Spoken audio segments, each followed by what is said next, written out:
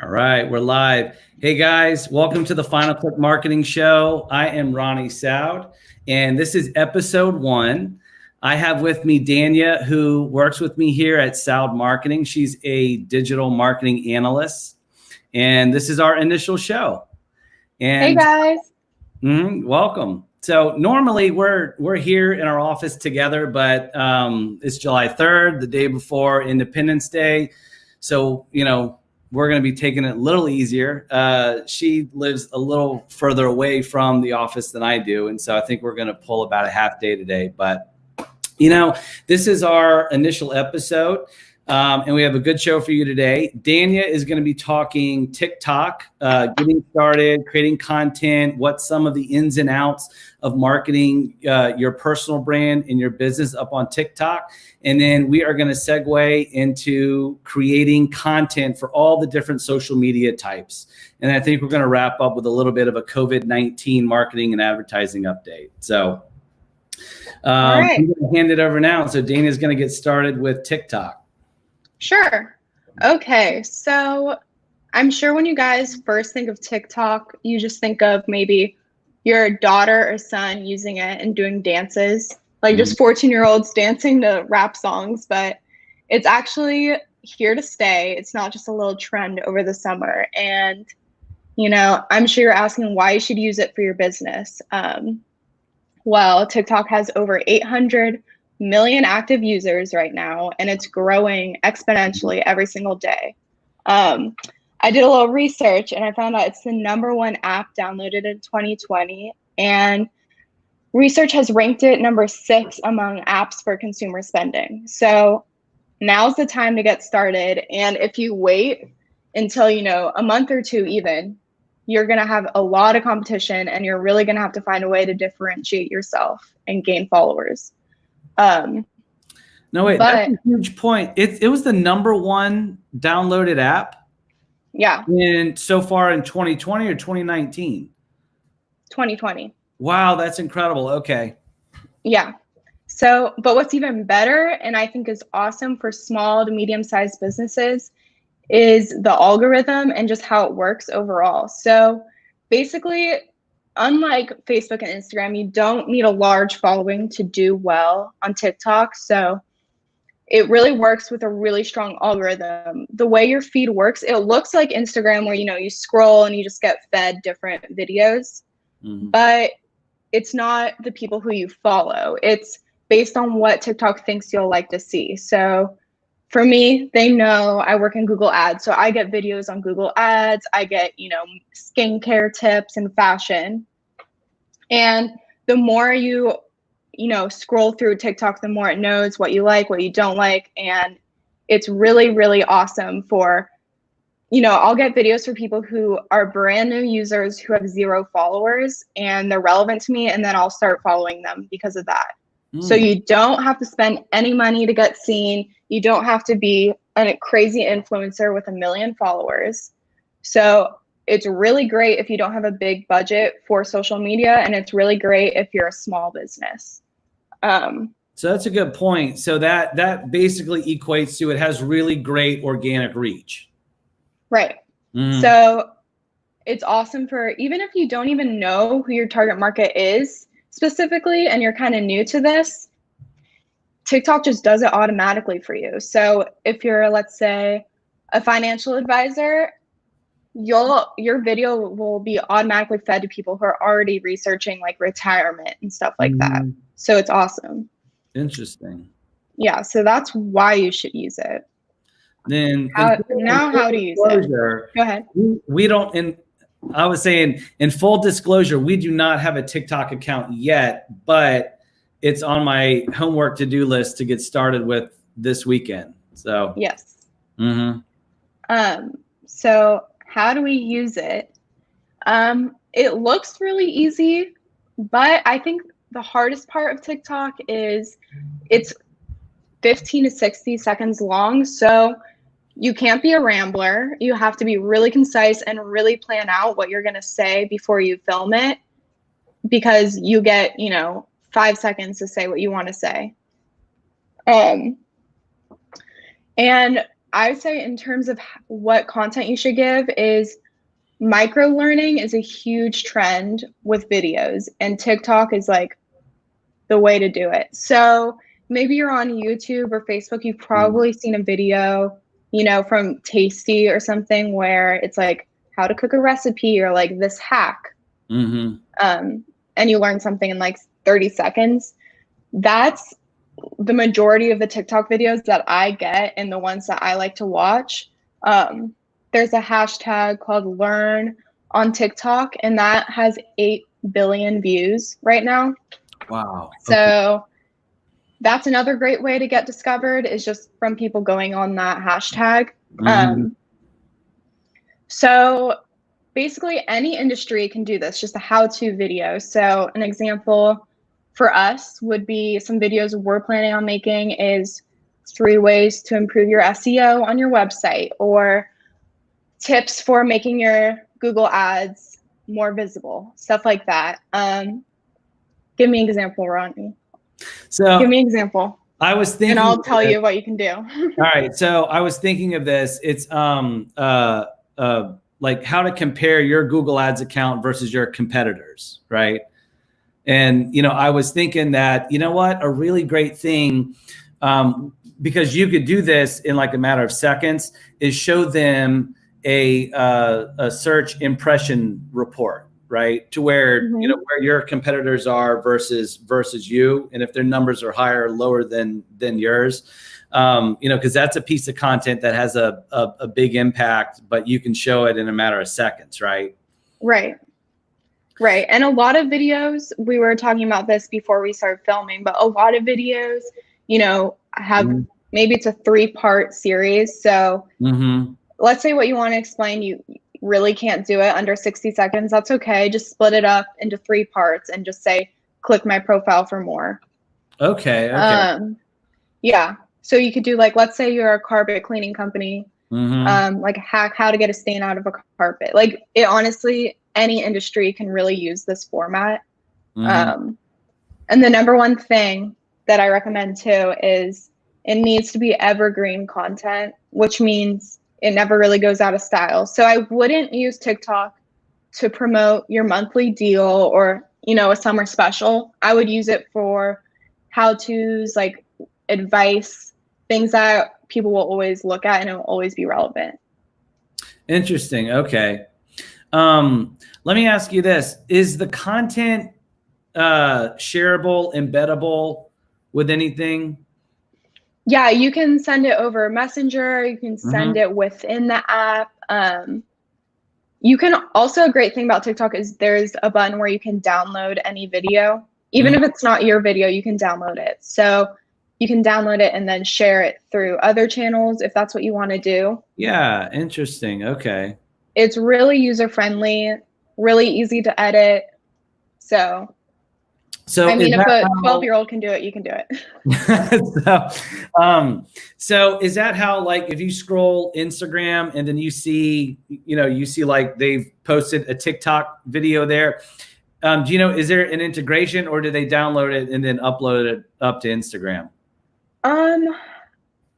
I think usually, okay, so if you see the video where at the very end, it has a long logo of TikTok, that's when they download it and post it. Okay. I don't know if you can post it automatically to Instagram. I'm not sure. I need to look that up. Yeah, that'd be something interesting for us to see. Because you are starting to see a lot more TikTok videos on other channels. And I don't know, like, if they're grabbing the URL and sharing it on Facebook and Instagram, or if like you said, you could download it and upload it there. I'm sure that's probably a good way, because Instagram has a very short attention span also. So that could be a great way to sort of give your TikTok content more legs. Right. Definitely.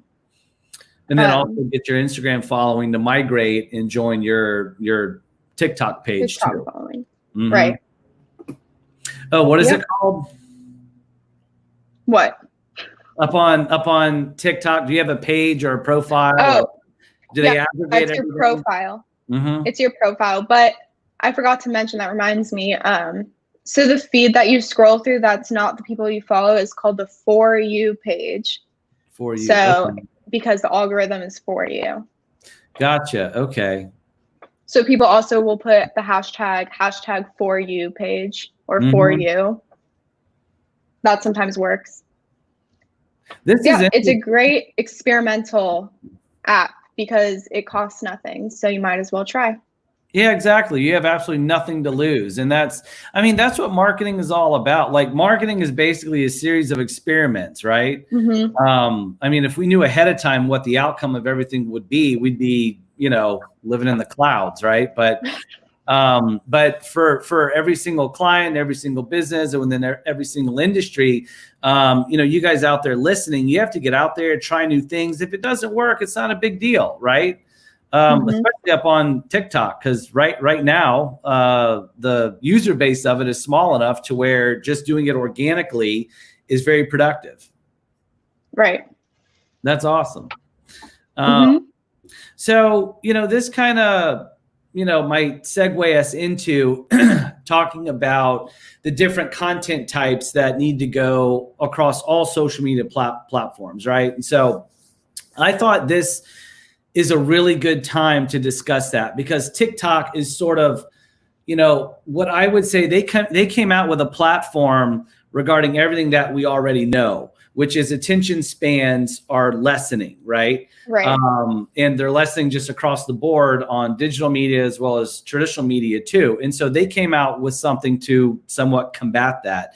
And it's built on speed and accessibility. And so in talking about that, I'm really seeing in 2019, I really saw this, and it's not going to go away, but it's the need for really specific creative across each different social media channel, right? Yep. And, social media ads is something that we are up to our elbows in every single day. It's what we specialize in at Soud Marketing. And so we have a lot of data on this showing individuals that put a lot of effort into their creative, but not just putting effort into it, but putting effort into it in each individual channel, how it performs a lot differently. And so I kind of wanted to open that up and for us to go through sort of channel by channel. And we could start with the old dog. Facebook. I would say Facebook and YouTube. Those are more, Yeah. to me, Facebook has changed into like a full-blown communications platform. Yeah. Right? I mean, everything's over Messenger. So I would say as a business, if you don't have an automatic reply set up, then you're doing it wrong. You're going to miss out on so many business opportunities because it's just the easy and convenient way to talk to a business. I know for me personally, I love using Facebook business pages for checking on hours, especially during the pandemic, checking like what's going on. It's the most like up-to-date relevant information on business. So it's really important to be active and always talking and communicating on there. Exactly. And, most recently, what I've been trying to get every client of ours to do, and what we've been doing ourselves too, is go live, go live. It doesn't need to be every day, and you don't need to be overly intimidated about it, but they came out with that feature for a reason, and it's not going away anywhere. Facebook is very much getting into the broadcasting, sphere, industry, whatever. And they want to live broadcast life to all of your followers, right? And that could be business life, it could be personal life, birthdays, whatever. They are in the connection business, really. And so connecting you with people, friends, family, relatives, associates in other parts of the world. And going live is a fantastic way to actually do that. And it expands your reach far more than what just a standard image post will, because, Facebook deems it as, hey, these people are keeping people within Facebook longer, right? So right. What they tend to do is give you even more enhanced organic reach. And so there's a woman locally around here. So we're based in Jacksonville Beach. So she owns a boutique in Atlantic Beach. And so she started a weekly fashion show, which I think is brilliant, right? Love it. She had a great following as it is. And so she has her daughters come in. I think they, have like a little wine. They make it fun. It's somewhat scripted. And then they're wearing all of the new stuff that she basically got shipped in that particular week. Mm-hmm. And so I thought that was a great example of, how to use live, not in a stodgy way, but like, let's have fun. Right. And she's still marketing her business, her brand, and the individual products that she has in there. Yeah. And I think especially to add to that, it really gives a brand a personality. I feel like it's so hard. I mean, yeah, you can have really cool graphic design, but besides that, it's really hard to put personality into your brand. And when someone just sees your face and how you interact with people and your sense of humor, it really makes you want to connect with the brand and keep buying from them or keep using their services. So that's a free and easy way to do that too, without buying a huge rebranding package or something. Exactly. Yeah, I totally agree.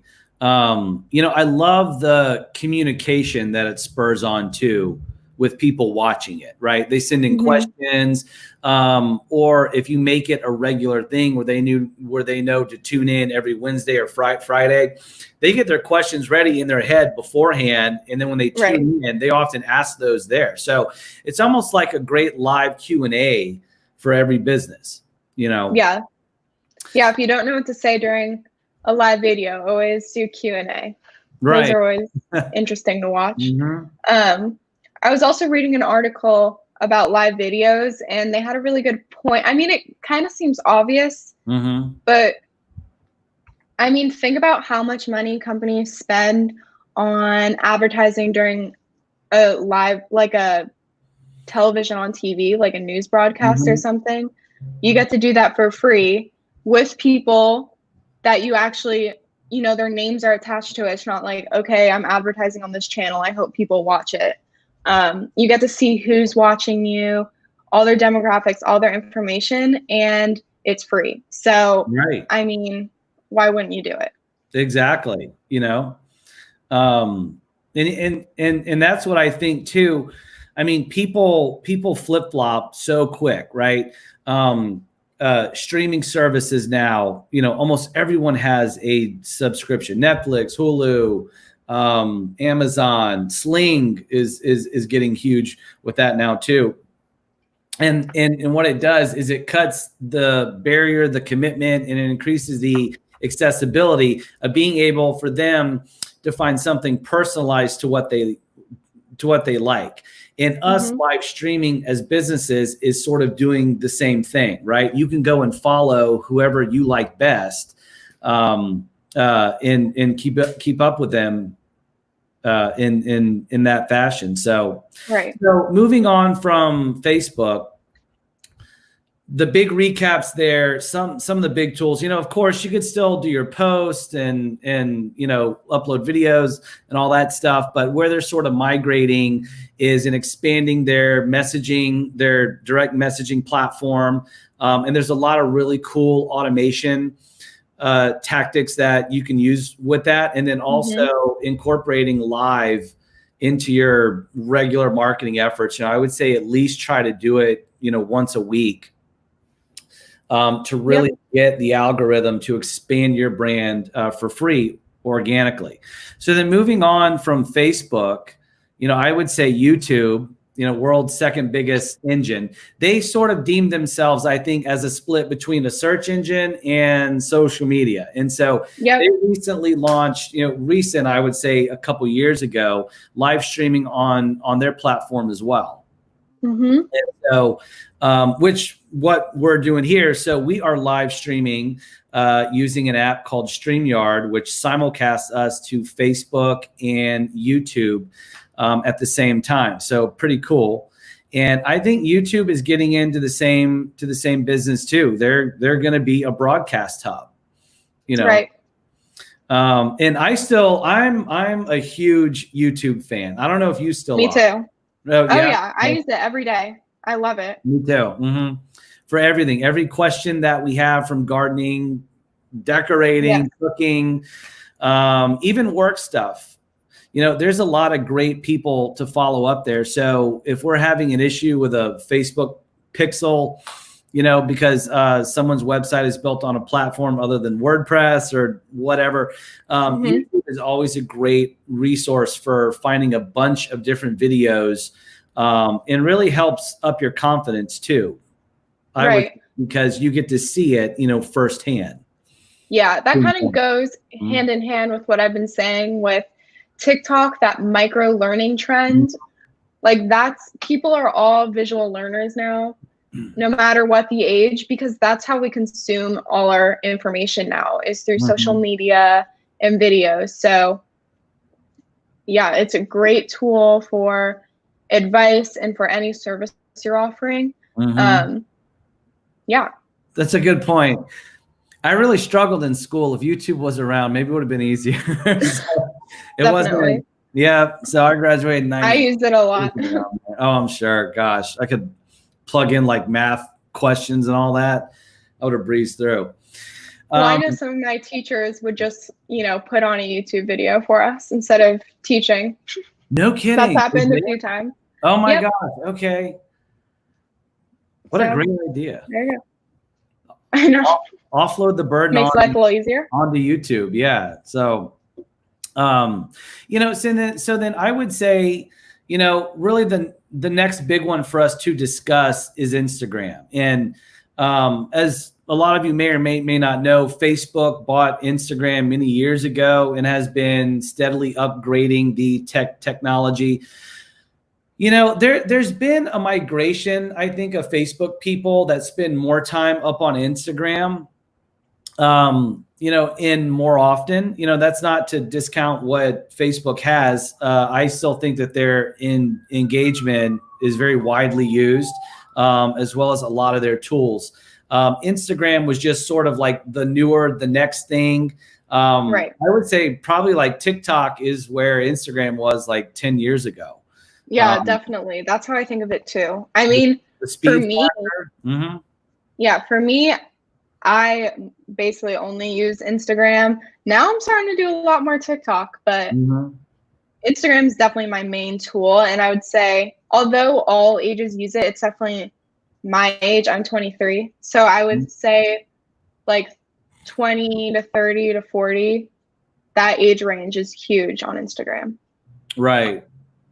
Two, I think, and so to where, I think YouTube, because of the search capability, you can post a lot of how-to videos on there, right? They're getting into the broadcast space now, so I think you're going to start to see a lot more infotainment too, namely things like a Joe Rogan style podcast. And I'm sure is there like a fashion podcast, video cast that you watch on there? I'm sure there is. I don't watch it. No. Personally, I like true crime podcasts. But I've heard Joe Rogan. That's a great podcast. Yeah, he does a good job. So where I think YouTube is how-to and infotainment. Facebook, I think, is very much infotainment and informational and a communication hub. Instagram is where I feel like you really have to start dialing in the content. If you're a business, you really have to start dialing in the content that you share on there. To me, gone are the days where you could just take the same old post that you did up on Facebook and just transition it over to Instagram. And so we were dealing with a client who is in the e-commerce space. They sell horse products online. And so one of the things that I noticed is in their Facebook and Instagram ads, when I went and did the audit, their sales up on Instagram using the same content as what's being used on Facebook is not delivering nearly the results, I would say. Even though their following and their traffic is almost neck and neck. And I think it's because you need a different style of content because of the way people roll through there. Yeah. I would say people scroll a lot faster on Instagram. So it needs to be, just a little blip. It just it's a beautiful picture or just something someone can appreciate really quickly and move on with their life. It's not going to be a huge video, a huge production. With a company we did that's in the fitness industry, the way we did YouTube and Instagram differently was YouTube, we had fitness videos and how-tos on there. But on Instagram, it would be more of a picture that says how to, get lower abs. And then that kind of promotes the person to then go to YouTube. But it's more of like, oh, okay, see that, let me save it and go back to it later and take more time later in the day to use it. I also think the swiping ability of that, in talking about that client too, what I think a lot of businesses don't do is that you can show content progression with that. So if you have a bigger idea than just what a single image can do, load that up as a series of images and put the context on the image itself. Context means text, right? A little bit of explainer, what have. And then allow them to swipe through a bigger idea that you want them to get across. Because Instagram, it's a lot tougher, especially if you're not running ads. Organically, it's a lot tougher on Instagram to pull someone off of that. It doesn't have the call to action features that a Facebook does organically without running ads. And two, the speed with which people thumb swipe through that is, I think, at a greater rate. So you need to get, I would say, a little more thought through in your content that you're posting up on Instagram. You can have the same idea for that particular post, but I think you're going to have to adapt that idea into formats that'll increase engagement across all of the platforms. Yep. So, and then, so moving on from Instagram, one that has different functionality and that I have very little experience with is Pinterest, but we were discussing this yesterday. So Pinterest is still widely used. Oh yeah, definitely. Well, I think even though you're new to it, you said it best yesterday. You explained Pinterest as a visual Google search, which, I think that really is a good way of explaining it because, you have your search bar at the top, and let's say you put in, outfits for work ideas or something, and you just get a huge feed of pictures, and each picture has a link. So when you click on it, it'll take you to a bigger picture of the picture, and then when you click on that, it takes you to a link outside of Pinterest. So when it comes to advertising on Pinterest, I think the key to that is not standing out as an ad. You want to blend in with all the organic posts, so people are more likely to save your picture and click on it and go to your link. Let me ask you this. Is Pinterest like local centric at all, or is it more just you're seeing stuff from all over the world? You're getting ideas from all over? Yeah, all over the world. It's less location. It's more keyword and very niche things. So, for example, we have a diamond ring company as a client. You can do informational posts like different ring shapes. That's because a lot of people research buying diamonds and how to do that. Or you can just do, a diamond ring placed in a certain wedding style. So a very niche wedding style. People look that up and then save pictures, ideas for what they want in the future. So it's very aspirational and niche. It's probably, so where Instagram, you have trouble, pulling people. You can get a lot of inspiration from Instagram, right? Yeah. I do for like travel and surfing and all that. So you could get the same inspiration off of a Pinterest. But Pinterest also, I think, has the ability, at least what it sounds like, Pinterest also has the ability to increase your website traffic, because the action on it, if you like it, when you click through, you go to the person's website or blog. Right.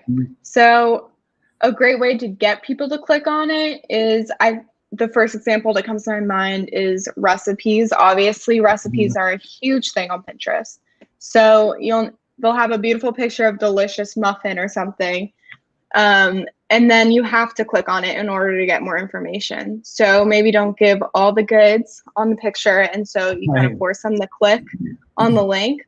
But yeah, that's correct what you said. It's like Instagram where you save everything, but you can actually attach links to it, which is great. It's great for traffic too. And so, you know, I mean, I'm thinking if you're in fitness, nutrition, any kind of design like clothes or interior, you know, even exterior, right? You know, really, I could see that being really great with consumer packaged goods, you know, of that nature too. B2B capabilities, I haven't tested it personally, you know, to see if there's, you know, people on there who are actively searching for marketing advice or, you know, financial advice.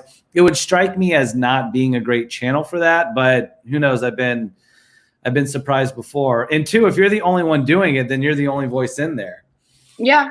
I mean, I've looked up digital marketing advice and stuff on Pinterest. Oh, have you? I haven't found the most amazing information on there compared to other channels, but you know, I found a pin that will link me to a YouTube video and stuff like that. It's great for graphic design.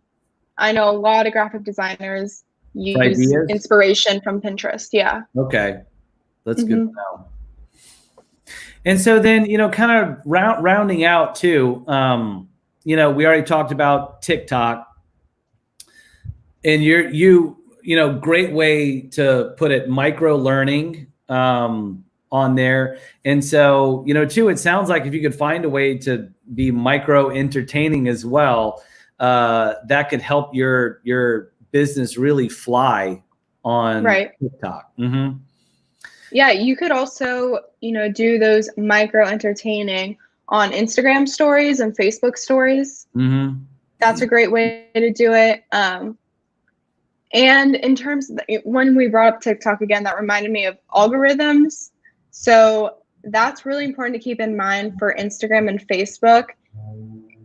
Although they do take in consideration what you like, what you don't like, it is really based off of who you follow, what you follow, and there's a lot more pressure on how great your content is, because if someone doesn't like your post one day and they quickly swipe through it, it's less likely that Facebook or Instagram will show you their post again. So that's why advertising on Facebook and Instagram is really important, because you know that people are going to see it and it will be on the top of their feed. That's true. You know, I was talking to a colleague the other day, someone that I used to work with. And so they have a client who has 100,000+ Facebook followers. Their Facebook posts, which they do a lot more Facebook advertising than they do organic posting, but just their last organic Facebook post, you know, which was just an image with some text, out of 100,000, it got a reach of like 102, right? Yeah. But then when they boosted it just for $10, it got in front of 200,000 people after that. So it turned into more of a guarantee to get in front of all the 100,000+ that already follow them. But then too, it went and found, you know, other people that were similar to their followers and put the posts in front of them as well. So, you know, that's an important point. I feel like if you're a business, to continually pump out really great social media content is hard. And that's where ads sort of come into play. And you're able to it's a guarantee that you'll get this ad in front of this group of people. And honestly, you could do it very cost effectively. Yeah. You know, so it's not an expensive channel at all. Especially if you use video ads on Facebook and Instagram. Boom. You can get, Ronnie, I'll segue you into this. No. You talk about your own videos. You keep going. So. I mean, you can get people to watch your entire video for under $1, easy. So, I mean, like we said, it's super cost effective, and there's not as much pressure on making the most amazing post you've ever made in your life and having to outdo it every single time. That's right.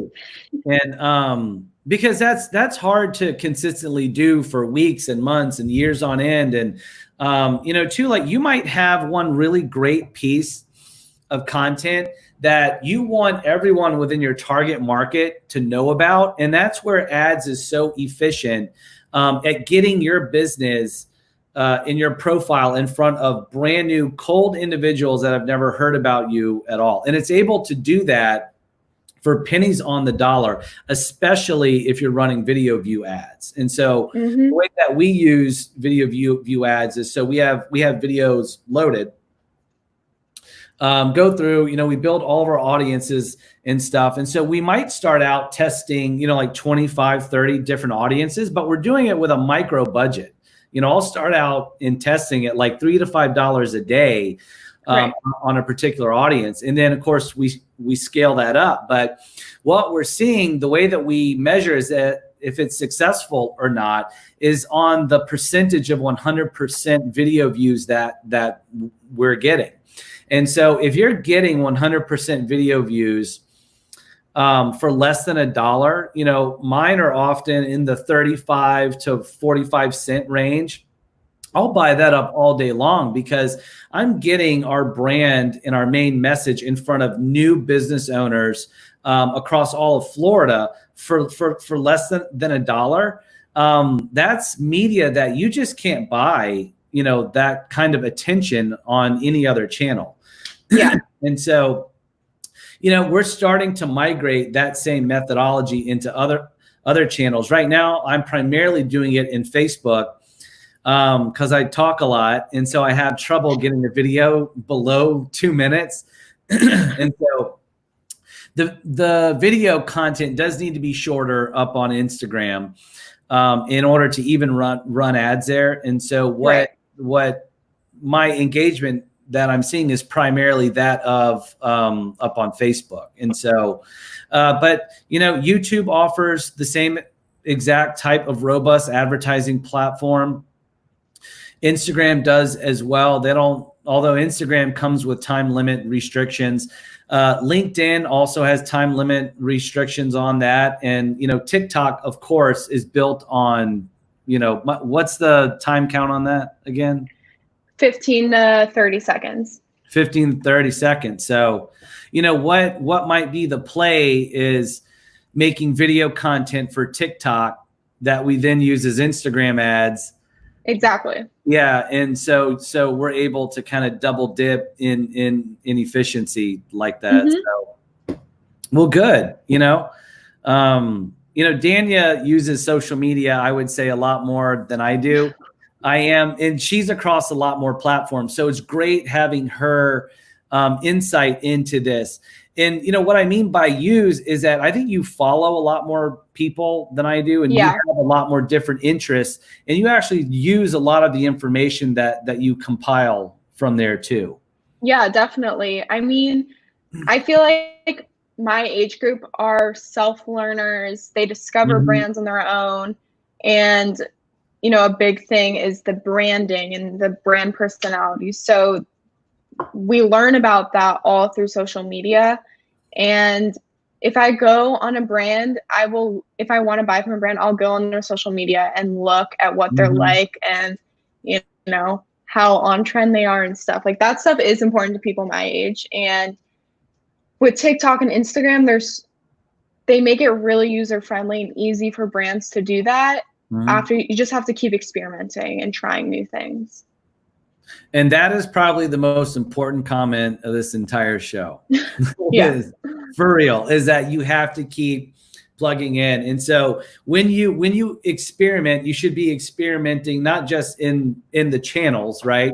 But in what your brand voice is and what your brand voice is in that particular channel too, because it might need to be adapted a little bit for that channel's, you know, content format, as well as the median, user level that's there. And so, Right. of course, something like a TikTok, I think, has a very young user base.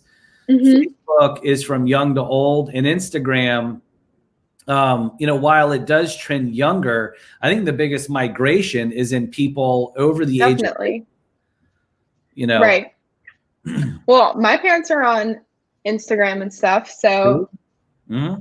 so they're all doing it. Mine just started. My mom did. So that also reminds me, for live video and experimenting on live video, another good benefit of that is, let's say it was kind of a flop, you don't think you did that great of a job, you still receive a lot of information on your viewers. So you can get their names, and when you go on their Facebook profile, you can see their age, where they're from, and you can really get an idea of what type of people consume that channel, and you can adapt your content and keep improving. So the more you experiment, the more you can tailor it and do a better job. That's right. Good point. So, any more about social media content? We could say a little bit more about LinkedIn. We didn't really touch that yet. We forgot LinkedIn. Right. Which is odd because I love LinkedIn, but I mainly love it because Google does a great job on there with their LinkedIn content, right? And so they're always sharing, stuff that part of my life is run up on Google because all of our clients tend to have accounts in some form there. But I think that it's somewhat of a neglected platform by a lot of different industries. And if you're not just B2B, but I feel like if you're looking to target people who are in professional services, a lot of them are checking checking LinkedIn once or twice a day. Yeah. While they're at work, everyone's scrolling through LinkedIn and reading what people are up to. I love reading blogs on LinkedIn. So again, consuming information and learning from things. But I mean, I always like to look at what the next market trends are and all that. So you can really post a lot of blog topics on there and push your blogs on LinkedIn. Yeah. And so, to expand on what she's talking about too. So LinkedIn allows you, if you don't know, LinkedIn allows you to do standard posts, so standard image posts, video posts. They also allow you to integrate with SlideShare. So if you have a PowerPoint presentation, you can load it up on SlideShare, which LinkedIn owns, and then integrate it into your profile and send that out as a post. And then you can also do, what do they call it? LinkedIn articles, where you can basically write a blog post right up on LinkedIn itself.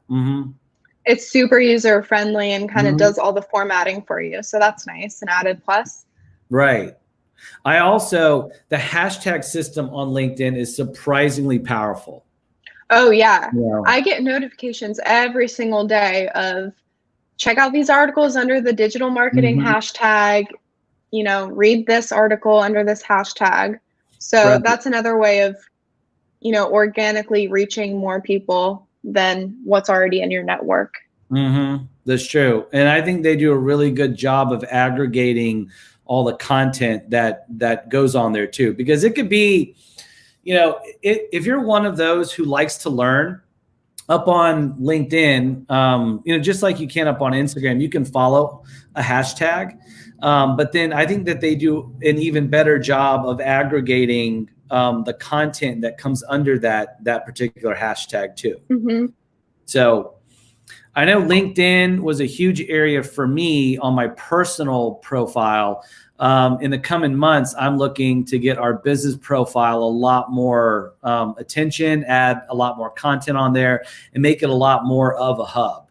So Now, I do believe if we keep building enough audience, we will be able, it's not open to everyone yet, but LinkedIn is segueing into live streaming as well. Really? Mm-hmm. Yeah, but it's not something that everyone can do. So I'm not sure what their criteria is for actually letting you. You probably have to have a certain follower count and all that. So Interesting. mm-hmm. Another thing with LinkedIn advertising, it's great if you want to target someone with a very specific job title or Mm-hmm. works for a specific company. Facebook, you can do that to a certain extent, but it's very general Mm-hmm. with everything that's happened in the past. So yeah, it's great if you have a really specific person or group of people that you want to target. That's true. Mm-hmm. You can target by company, job title. You could even go after a specific group of job titles within one company itself. So if you know that you really want to have company ABC as a client, you can go and target their entire C-suite team, which is really cool. But Yeah, it's it was awesome. very expensive. Like the prices up on Mm-hmm. LinkedIn, even now through COVID, where we've seen the advertising rates drop, they're at least 5 to 8 times more expensive than what you can buy up on Facebook and Instagram. Right. Mm-hmm. So bring your checkbook up on LinkedIn. So did we forget about any social channels? I don't think so. If Yeah. you guys want to learn anything more about other channels, just tell us, message us, and we'll talk about it in our next show. That's true. And I want to give a quick COVID-19 update in regards to marketing and advertising. We have seen tremendous progress in the way of buying traffic, through this pandemic. And so if your business is able to capitalize on that, we've seen so many advertisers migrate out of every channel. So migrate out of Facebook and Instagram ads, pause display campaigns, pause search campaigns. We've actually seen traffic levels go up for almost all of our clients across the board. It's an unfortunate circumstance, but if your business is one that's able to still function, and your overhead is at a manageable rate where you can continue to advertise at full steam or even pour more money into it, we're seeing tremendous success expanding traffic for a number of clients in a wide variety of industries. Specifically, I would say from display and banner ads. So those are ads for, like, if you go to yahoo.com or CNN, they're running the banners at the top and along the sides, where clicks would typically cost us somewhere in the 40 to 60 cent range. We're getting those for 5 and 10 cents now. Yeah. So even a meager budget is bringing in thousands and thousands of new potential customers into our client sites where that wasn't previously the case. Right. And another thing with Google Ads, they've recently have been giving over 340 million of ad credit to small to medium-sized businesses. So I would say almost all our clients, if not all of them on Google Ads, have received over $100 of ad credit.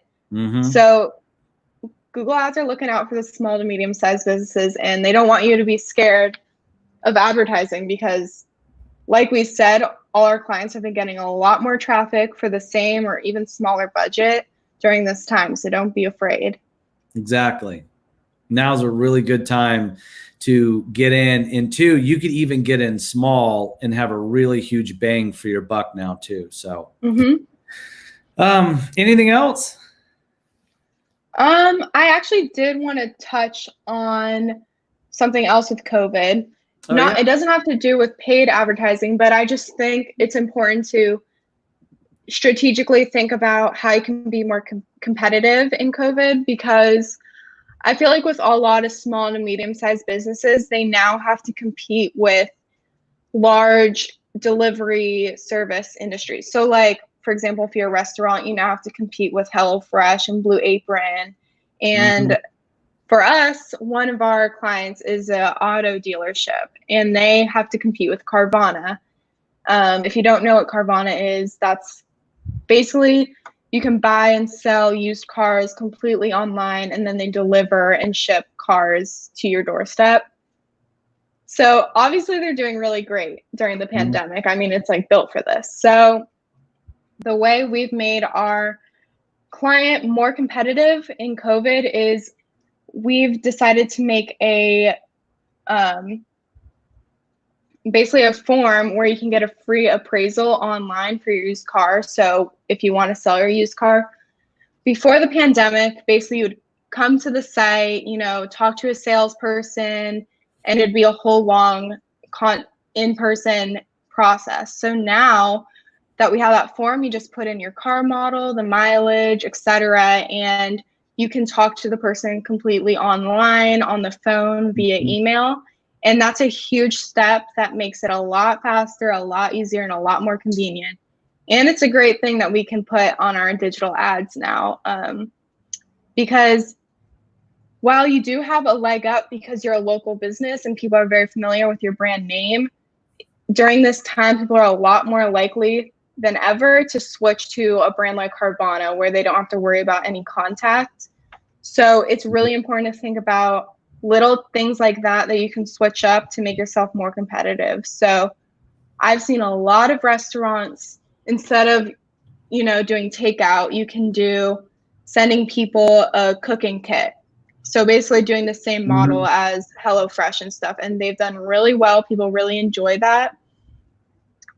We have our diamond client. They've done virtual shopping through FaceTime and Zoom. So that's a really great way to do no contact business. So you just need to get really creative and, again, experiment with ways to be more competitive with COVID. And it went really well for them too. Right. Yeah. So, you know, they were ones, you know, I think they kind of doubted how many people would actually be interested in that. And, you know, it was well, at that time, that's what everyone was doing. But, you know, you bring up a very good point, because I don't think this is going away anytime soon. No. And what we were seeing at first is when it first happened back in March, is there was a huge scramble. We were working our buns off because every client sort of came to us at once, because no longer was the brick and mortar accessible. So they all had to adapt, you know, not just their marketing strategy, but their business strategy also. So they had to find a way to take that online. And, you know, the pandemic is a very unfortunate thing for what it's done to people and getting sick. But as a kind of a eternal business optimist, I think it has really opened people's eyes up and made them realize we need to be more nimble, more accessible. And the web is the absolute best way to do that. So thanks for bringing that point up, Dania. Yeah. Not to mention, after the pandemic, I think just regular activity, people are going to do a lot more things online and be a lot more conscious about contact and stuff. So it's just, you need to just start thinking about that in general as a company. It's true. I mean, the yoga studio that I go to here, they're like maybe a block away from this office, and I can walk to it from my house. But, you know, they now have a full suite of online videos that I can pay for. If I just can't make one of the times, I can go and pull a video down from my favorite teacher. That wasn't available before COVID, right? I would have to wait until the next day and, you know, the next available time and all that. So I do think, you know, sad to say, but I do think a lot of good is going to come from this within the business community. So it's been an interesting time. Yeah, been learning a lot. Yeah, exactly. So, you know what? I think that's about it. That's a wrap of our first episode. We hope that you guys enjoyed it. Thanks for tuning in, those of you who did. And we will be back with you every week with more marketing and advertising advice from the trenches. You guys have a safe 4th. Thanks for joining. Bye, guys. Bye.